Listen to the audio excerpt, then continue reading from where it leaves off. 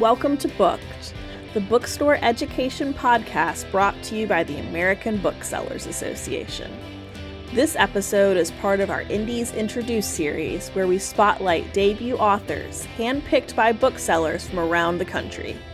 In each episode, a bookseller from the Indies Introduced panel will interview the author of a debut title featured in our program. Hi, I'm Marisa Spence, and I'm a marketing and social media manager and bookseller at Ballast Book Company in Bremerton, Washington.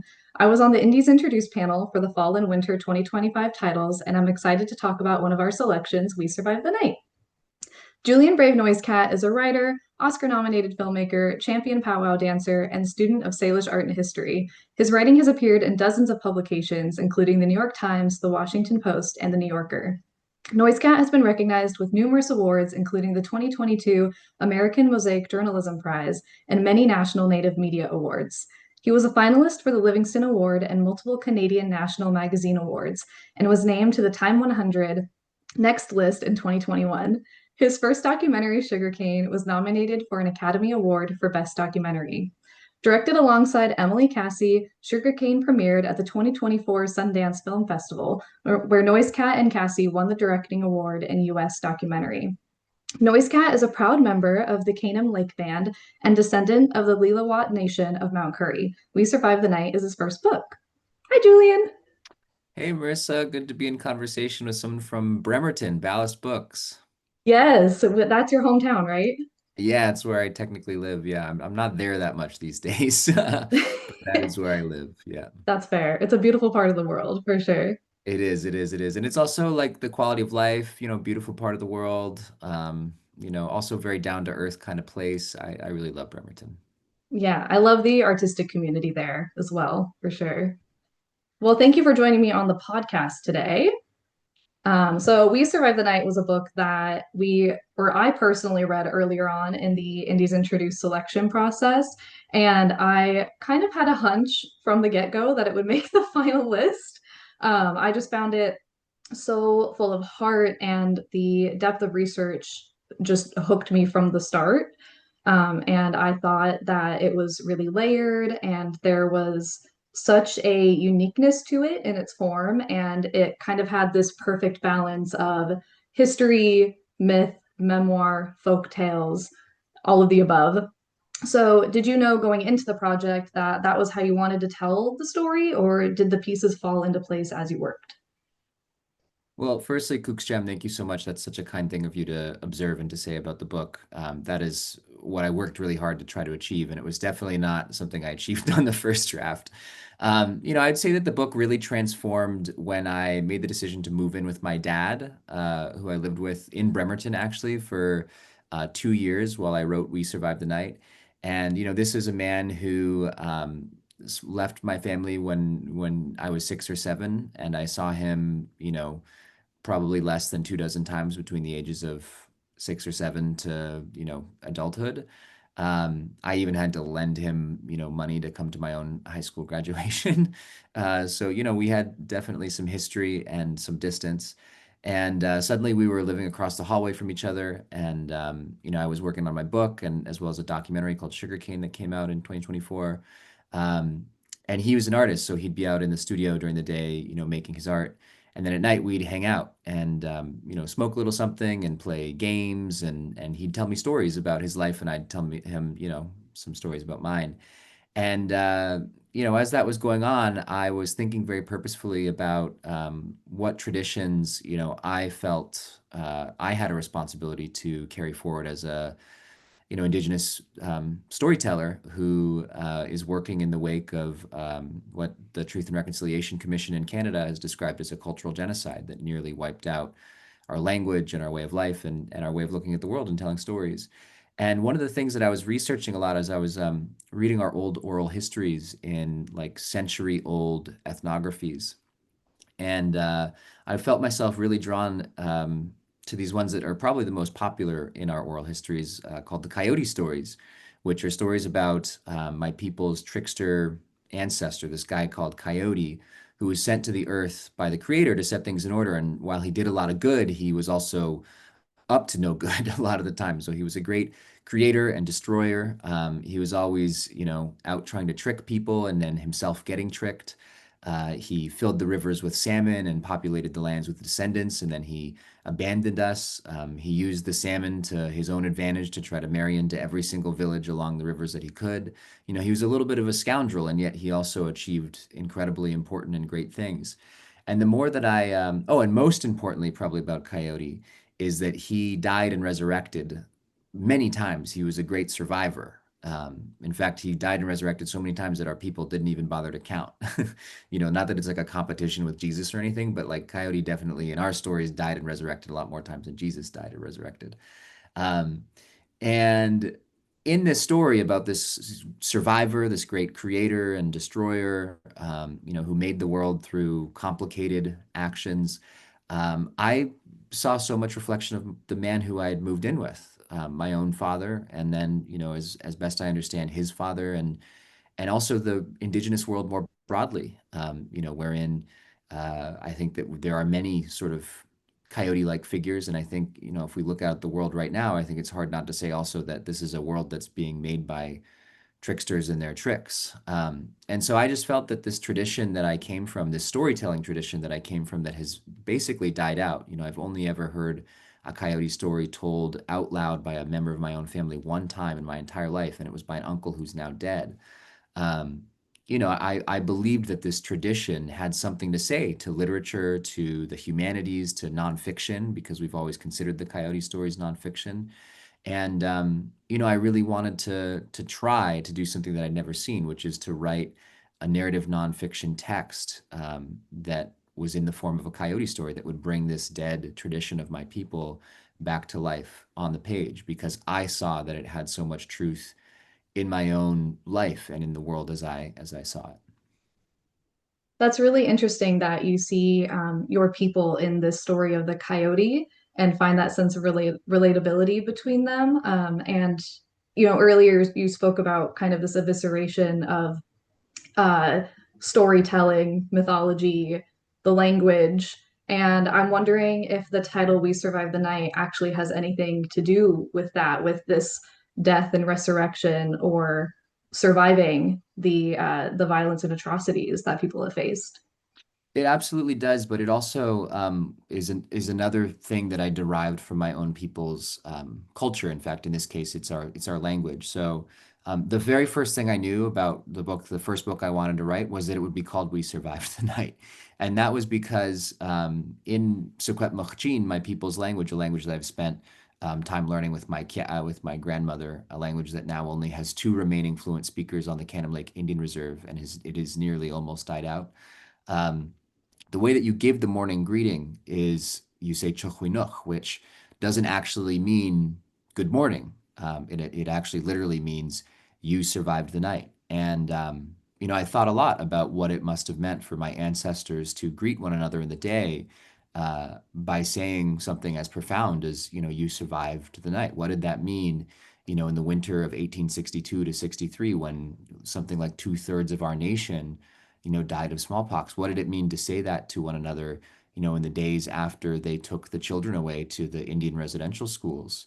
And then I also think about the kind of, I don't know, almost like dark comedic sensibility in the word and the way that my own grandmother, who taught me the language, sometimes uses it. My grandmother when she would teach me language, she would have a coffee mug that had Chuchwinuk written across it, which I thought was so ironic. It was, you survive the night in a language that is, barely surviving the night to a woman who herself is also a survivor. And sometimes when I say Chuchwinuk to my grandmother, she'll say something like wry and witty back, like, "Oh, like, don't remind me." So I just think that it gets at so much of what it is to be indigenous, what it is to have lived in the wake of, a near entire, death of your people and your way of life. Um, but it also, I think, captures our sensibility and our relationship to that story. And so I've always felt that the book would follow in the sort of structures and ideas that are indigenous to my own people and our own experience. And that began with, the title and the word that it's referencing in our language. Yeah, I think it's interesting that it has so much relatability to the history and past violences that were committed as well. But do you think it has any relatability to like present day? Because the book We Survived the Night has a lot to do with modern day Indigenous people and their cultures and how they live. So do you think it has relatability to modern day Indigenous people as well? Yeah, I think that it has something to do not just with, I mean, I think it's relevant to contemporary Indigenous life. I mean, like if you look at the statistics of misery, including like, our expectation of death age, especially for Native men, we fall at the bottom of all of these categories statistically. Um, my dad likes to joke sometimes that he's 66, but he's like 95 in Indian years, which is kind of true actually. Like he's about, I think he's past now the expected age of death for a Native man in this country, and in Canada. So it's a real thing. And during the writing of the book, I attended 10 funerals for, uh, members of my nation, over half of whom I was related to, who died, and the majority of them were people who were under 45. And so the reality, the existential reality of being a Native person is still a very real one. But I also think that in this current moment, where we have questions about, arguably the death of our way of life in America, questions about the death of democracy, about the rise of authoritarianism.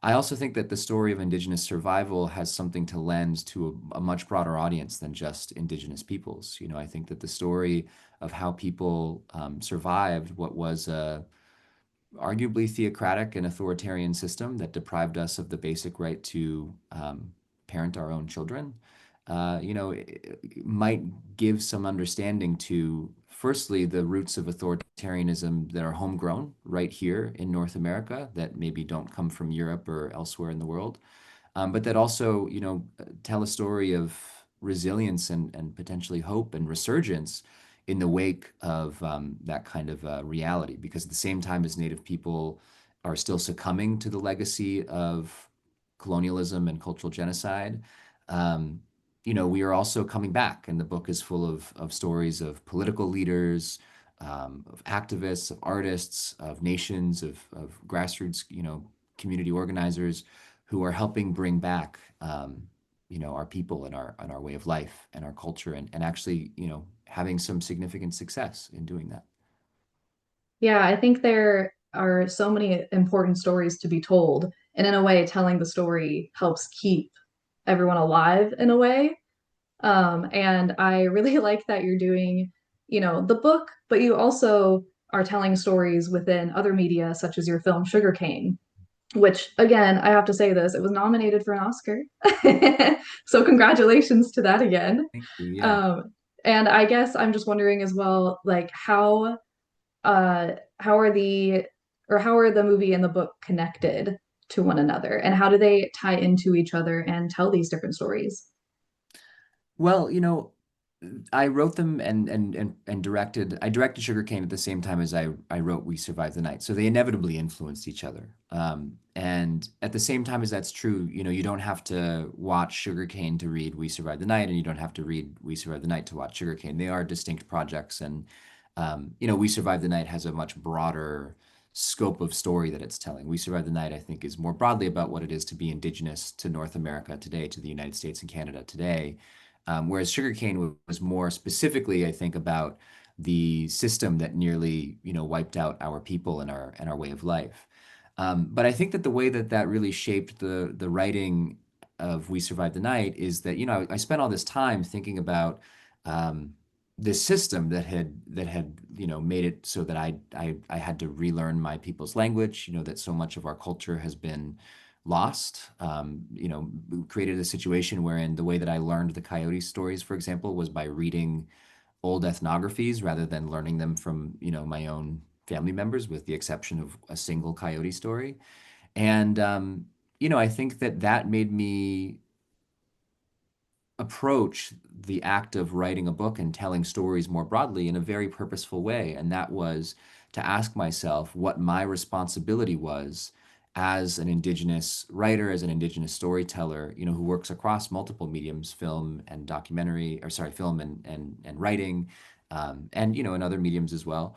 How what I have to help bring back. What are the pieces of my people that were, taken away and nearly, cast into the wastebasket of history, that have been positioned as though they have nothing to add to storytelling, to the humanities, to our understanding of the world, that actually, on the contrary, really do. And I think that on its face, like it's kind of ridiculous that we don't look to the traditions of, First Peoples to understand this continent. I mean, we've been here for thousands and thousands of years. We were here when the coastline looked different. We were here longer than many of the forests that now, cover the continent. We were here, before the waterways, took their present shapes. And the stories that we tell, in one of the coyote stories that I write about in the book, it talks about when the salmon first went up the Fraser River. And interestingly, the place where we place the dam that prevented the salmon from going up the river is the same place where, archaeologists and experts who study this thing say there was an ice dam at the end of the last ice age that also, you know, prevented the river from taking its present course. And my point here is that, these are stories that have elements that are thousands of years older than the Bible, and that get at, how an entire group of people understood the world and how it transformed and themselves and our role in it, um, in a way that was actually quite capacious, that has room for, both wonderful acts and, complicated self-serving acts. Um, and that also, I would say it still rings quite true today. I mean, again, I would return to the current events, but like, you can't tell me that the current president, who, is the most powerful person in the world, is not in his own way a trickster, and that this world is not made by tricks. I mean, the entire continent of North America was stolen from its first peoples. That's as great a trick as I could ever, imagine. And I just wish that, I feel like I have to insist over and over again that we need to take these stories and these traditions seriously, because of course they get at, so much of the truth of this land and this world. Yeah, these stories are still so important. And not only did they, live in people's hearts however many years ago, but I feel like they, like, after We Survived the Night still lives in my own heart. And I read it 6, 7, 8 months ago, a really early bound manuscript. And there are so many themes within it that resonate today and will continue to resonate, and that I think are so important for people to dig into. And a lot of these themes that they were so dichotomous with each other, but they ring true, and they hold weight, and they hold depth. They are relatable for everybody, and they are themes that need to be told in stories today. There's, love and hate, pain and peace, life and death, and those are themes that are true basically in every story, but are just so particularly important in We Survived the Night. So, how did it feel to explore these themes in the current climate, but also with a book that is so close to your own personal self? Well, I think that part of what is so special about nonfiction, is that nonfiction is about how we choose to live our life and to observe the world and the stories we see around us. In fiction, you get to write the scene in whatever way is the most creative and powerful and all that sort of stuff. And in certain ways, that has a leg up on nonfiction, except that in nonfiction, we actually get to be there for the story. That it's like a real story. The story actually happened. And in many instances, you were actually, especially in a memoir, it's a story that you were present for, that you chose to live in that way. And I think that if you think that through all the way to what that means for people whose way of life, whose way of seeing the world, of telling stories, and of being, was nearly wiped out. Like, what I think was really profound about, approaching this book and making the decision to move in with my dad for 2 years and spending so much time traveling to, my own indigenous community as well as many others across North America was that it called me to live um, in a very Indian way, I would say, a way that felt, much more purposefully true to my people and my ancestors after, I was someone who had made a career on the East Coast, like over 1,000, 2,000 miles away from where my people come from, in Washington, D.C. and New York, and kind of like the belly of the beast, so to speak. Um, and I think that what I have come to understand about the way that we tell stories, is that to tell a story about someone is to say that you know them, right? It's to say that you have spent enough time with them, that you were with them when this happened, or, you know this story about them or their ancestor, or something about, a significant thing about who they are, like something funny, something really insightful, something sad, something that combines those things. And, I think that in that way, telling complicated stories, about complicated people that acknowledges the fact that we are all complicated human beings, that we all have, things about ourselves that are wonderful and deserve to be embraced, and other things that, maybe make difficulty and pain for others around us, including the ones who we love.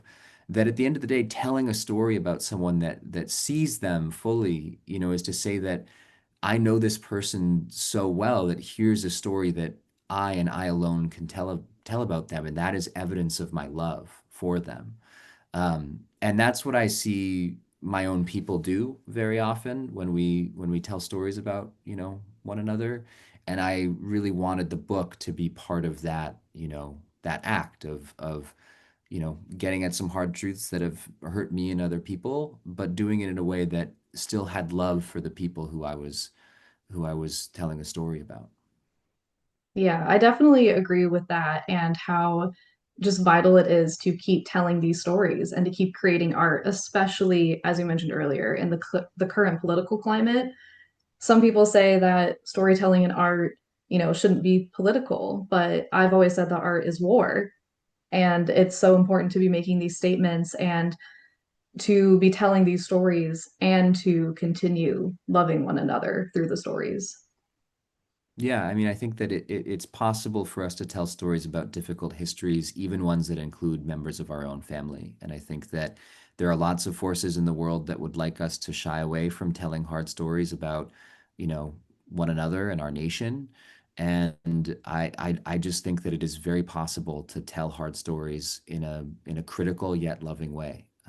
And I really hope that that tradition does not die out. Same. So for my last question, We Survived the Night, it has, like I said, a lot of different themes. There it ties in the history, mythology, your own personal life. So it contains multitudes. But if you could describe it in one word, what word would that be?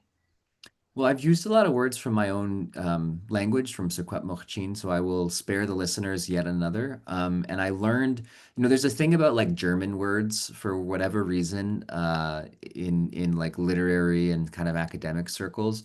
And I picked up a new German word while I was writing and researching We Survived the Night, and it's Weltanschauung, which means a particular philosophy or view of life, or like is like kind of like the worldview of a group of people.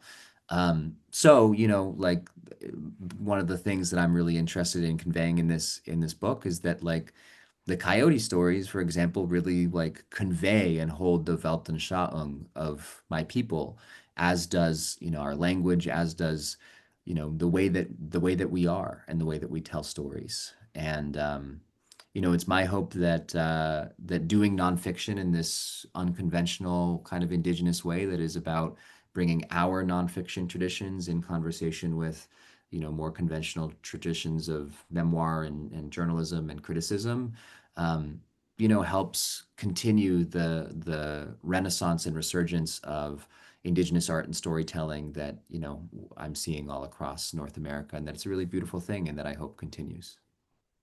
I think it will, especially with the publication of We Survived the Night. It's out very soon, and I know a lot of booksellers are already so excited for it. And especially after listening to this interview, they're going to have even more to talk about and even more excitement for it. So I hope you're excited that it's publishing soon as well. I'm super stoked, and we love the indies. And really grateful to all the mom and pop shops out there that are keeping our art form alive, and getting books into readers' hands. It means the world.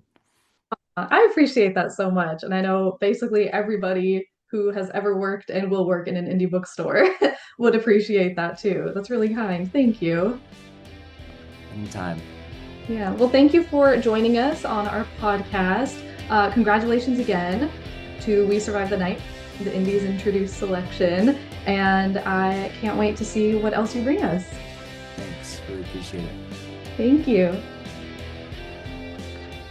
Thank you for listening to Booked, the bookstore education podcast brought to you by the American Booksellers Association. Don't forget to subscribe to the show on your favorite podcast app. Additional educational resources can always be found on the ABA site at www.bookweb.org. Happy reading!